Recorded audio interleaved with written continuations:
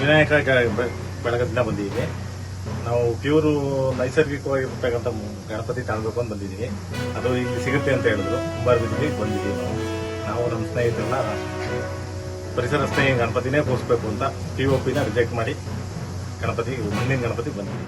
ನಾವು ಕೈಯಲ್ಲೇ ಗಣಪತಿ ಮಾಡಿದ್ವಿ, ಹಸಿ ಗಣಪತಿ ಮಣ್ಣಿಂದು. ಎಷ್ಟು ಮಾಡಿದಿರಿ? ಒಂದು 50 ಮಾಡಿದ್ದೀವಿ, ಹಸಿದ ಮಾಡಿದ್ದೀವಿ. ಉಳಿತಿಲ್ಲ ತಂದು ಸೇಲ್ ಮಾಡ್ತೀವಿ. ದೊಡ್ಡ ಒಂದು 40 ಹೊರದಿಂದ ತರ್ತಾ ಇದ್ವಿ. ಹೊಸ ಕೆರೆ ತುಂಬಿದೆ, ಅದು ಮಣ್ಣು ತಗೊಂಡು ನಾವು ಇದರಿಂದ ತಮ್ಮದು ಕಸಪುರ ಬೆಳವಾಡಿಂದ ತಮ್ಮದು ವಾಟರ್ ಪ್ಯಾಂಟೇ ಮಾಡ್ತಿರೋದು. ನಾವು ನೀರಿಗೆ ಅಲ್ಲಿಗೆ ಏನು ಮಿಕ್ಸ್ ಮಾಡಲ್ಲ.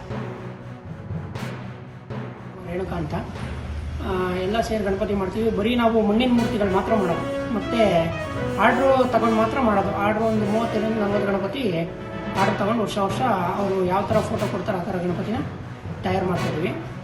ಮತ್ತು ಪೇಂಟ್ ಬಂದ್ಬಿಟ್ಟು ನಾವು ವಾಟರ್ ಬೇಸ್ ಪೇಂಟ್ ಮಾತ್ರ ಹೊಡೆಯೋದು. Eco friendly Ganapati, oil base paint ಆ ಥರದ್ದು ಯಾವುದು ಕಲುಷಿತ ಪೇಂಟ್ಗಳು ಯಾವುದು ಹೊಡೆಯಲ್ಲ.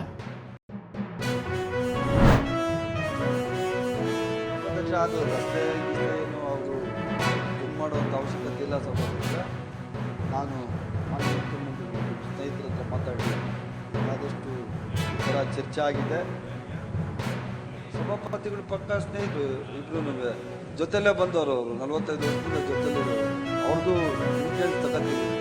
ತಮ್ಮ ಹತ್ರನೂ ಒಂದು ಮಾತು ಹೇಳಿಸಿ ಈ ಸಭೆಯಲ್ಲಿ ಈ ಥರ ಚರ್ಚೆ ಆಯಿತು. ಅದನ್ನೇ ಹೇಳ್ತಾ ಇದ್ದೀನಿ. ಅವ್ರು ಹೇಳಿದ್ರೆ ನನ್ನ ಮಾತಿಗಿಂತ ಜಾಸ್ತಿ ಬೆಲೆ ಐತೆ ಅವ್ರ ಮಾತಿಗೆ ಭಾಳ ಬೆಲೆ ಇದೆ. ಆದಂಥ ಸಭಾಧ್ಯಕ್ಷ ಆದಷ್ಟು ಶೀಘ್ರವಾಗಿ ಕೆಲಸ ಮಾಡಿಕೊಡ್ತೀನಿ ಅಂತ ತಮ್ಮ ಮೂಲಕ ಹೇಳ್ತಿದ್ದೀನಿ.